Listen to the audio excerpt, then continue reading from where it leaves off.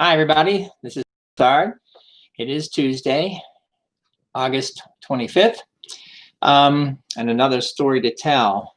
I have told you before that I'm wearing a suit and tie, or at least a tie and shirt, as opposed to my T-shirts, just because more formal, making presentations out in the web. But I only have a couple of shirts, but I do have lots and lots of ties. So what I've decided to do is use a different tie every week or whenever I make these presentations, and we'll get to see how far it is. But I probably got about 100. I used to have more than that. I worked for Angus King. He was the governor of Maine for 8 years, and I worked with him for those 8 years doing all kinds of different things. And he had a great tie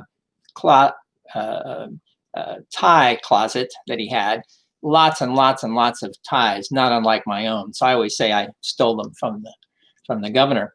What I'm talking about today is something that I've heard of before. Most of you have heard of it before, the phantom limb. Unfortunately, when you lose an arm or a leg, there is a stump, and the person who has lost their limb can still feel its existence. They can feel where it ought to be, but there's nothing there.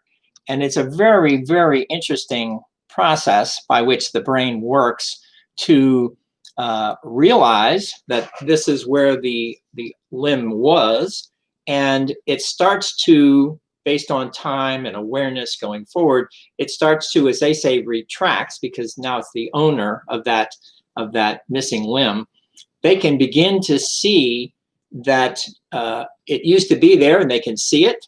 It's all kinds of interventions that they do that helps a person without a limb getting better. But they can see it until it starts to retract, and it starts to go away in terms of the way it feels, because it feels like it's still there. And eventually it won't feel that way anymore, because it takes a long time for the brain to adjust and use the information that it used to get from that arm or leg to send information. It starts to retract because it's using those cells to use them for other work. And eventually it goes away. It's called retracting and then telescoping. That's what it sounds like. It's the word that they use. It retracts and goes away.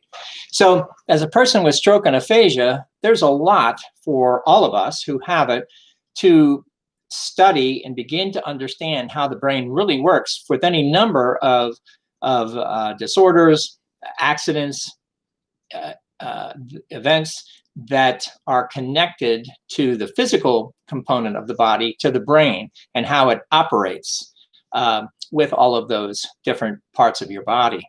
And once you do that, especially with stroke and aphasia, you begin to understand how you can help, not control, but better understand how the brain really does work to, quote, get better. Because a person with aphasia who has lost their language, I lost my language. I could not read, write, or speak well. I make my presentations so that you can better understand how it is that I did get better. And for those who really don't understand how that really did work, it just so happens that I happened to record myself. And it was just an accidental patient, because I recorded myself with my diary. I've mentioned to you this many, many times before. I'll try to make this quicker for those of you who have seen it before. But I kept track with a diary, and it didn't make any sense, but I didn't know that. I thought it looked fine to me, and I kept writing it down. But I was also writing with metaphorical drawings that did make a lot of sense if you were to look at it today. The words beneath it wouldn't make any sense, but you would look at those drawings, metaphorical drawings, and go, oh, that's what Tom was, quote, thinking. I also recorded myself for 2 years and played it back for myself. And I also took pictures of the world around me for 2 years, hundreds of pictures, trying to understand, because I could see something was wrong on the inside, but I still didn't understand how it would really work. But the more I studied that myself, as well as other people in the world with all kinds of accidents, including people who have lost their limbs, began to understand more about the photom limbs. I began to understand how it works with a person who has lost their language, because we too could, quote, see words, but we couldn't say those words, right? So I began to become aware that to the degree that I could see those things that have problems, I still couldn't say them. I couldn't pronounce them. I couldn't even find them, although I could actually, quote, see them. And again, this is how the brain works. There are lots and lots of routes to get to that word, and they require a certain amount of fiber to, quote, get there. It's like driving a road from here to California. There are lots of ways to get there. But if one big road has been blown up, well, you're going to get there, but it's going to take you a longer time. You have to find your way, maybe get yourself a map, and so on. But you can get there. And the next time you get there faster, right? Why? Because you have decisions to make. I didn't go over that river. I could go this one. It takes me much faster. Same thing happens with the word, because I actually could see those words, and metaphorically, I could see them in my mind, and I could always see that there was a burning bridge that didn't let me get to that word that I wanted to say.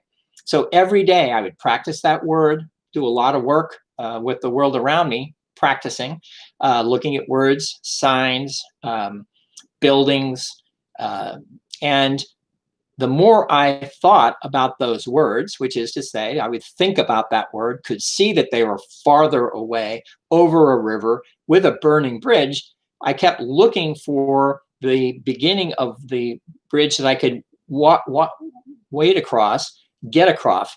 But every time I looked back at that word, I got the impression that it was getting closer and closer and closer.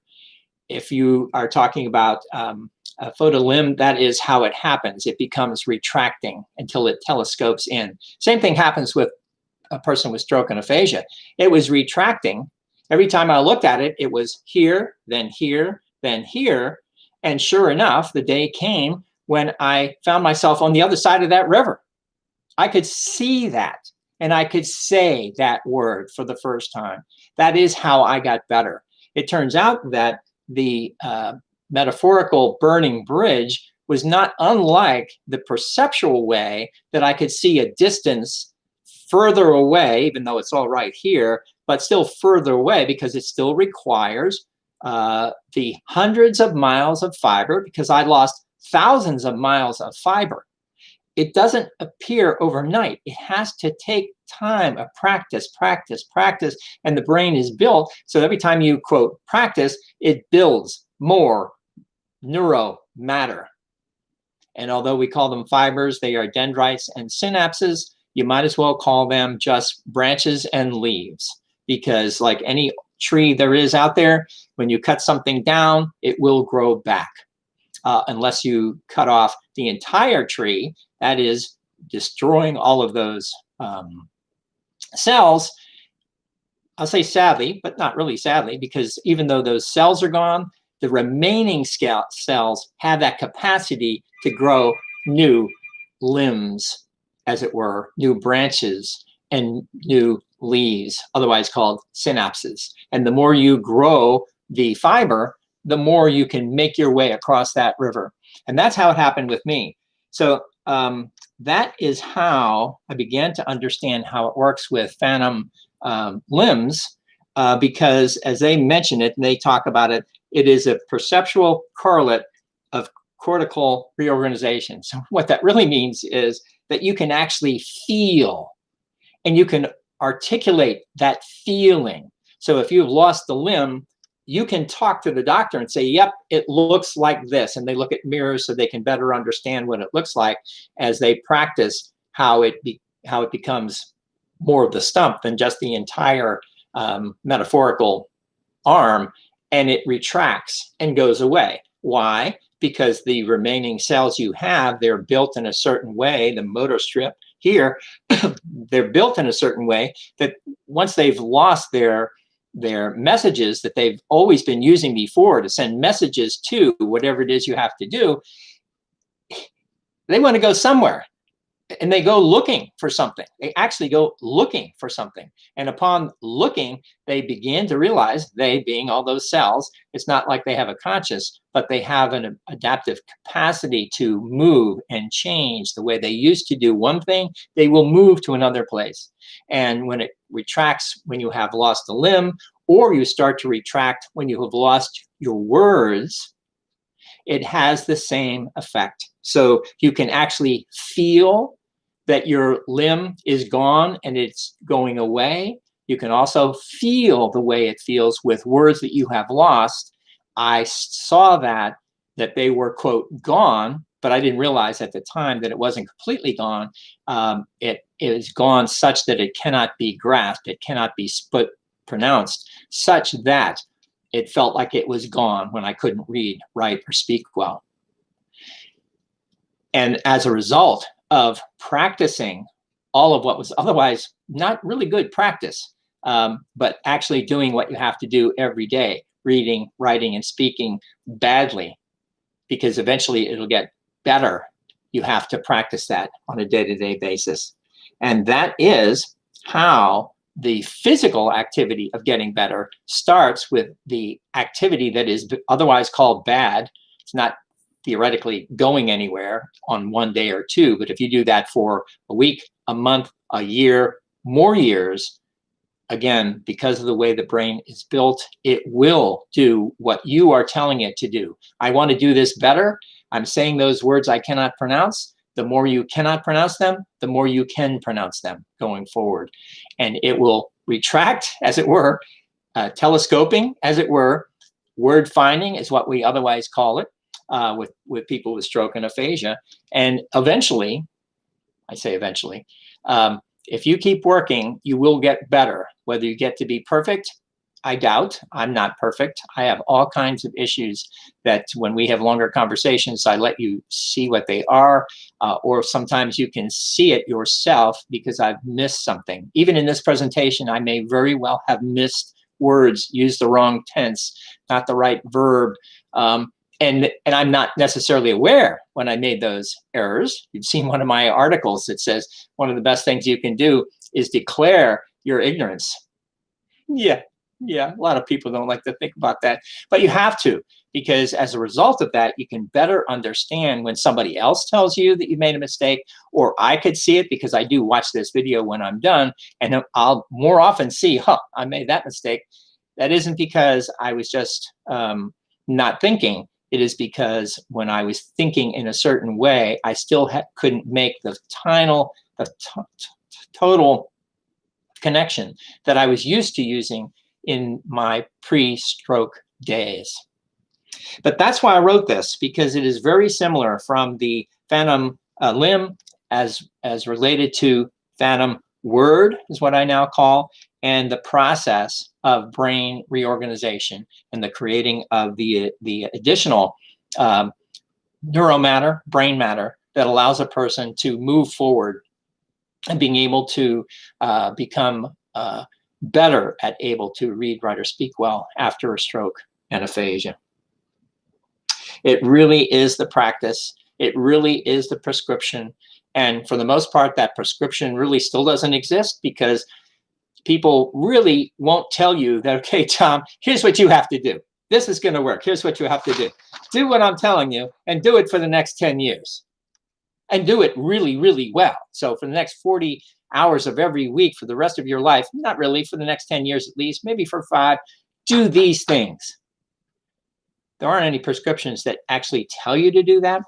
Thank goodness a lot of therapists help you better understand that as a result of the therapy, it isn't just to get better based on the therapy. It is because the therapists tell you, without necessarily telling you, that all I am doing with you is to help you build the habits that will allow you for the next week, months, years, to continue to build habits that you either had before or you would like to have before. And this is how it happens, is we try to create the habits that will allow you to go forward and do what you otherwise wouldn't have done before if somebody said, here's a prescription, I want you to do this for the next 10 years. Lose weight, get a new language, do that on January 1 and hope that you're going to get to it by January 2. It just doesn't work that way. But I do appreciate the magic of therapy when it comes to people with stroke and aphasia, because the therapists are the ones that help you a lot in terms of beginning to realize that the habit is everything, and they're trying to help you become the habit you need to be. All right, guys, nice to talk with everybody. I will see you in a couple of weeks. Have a good couple of weeks, and summer and hot if you're in Florida anyway. All right, all. Nice to see you all. Take care. Bye-bye.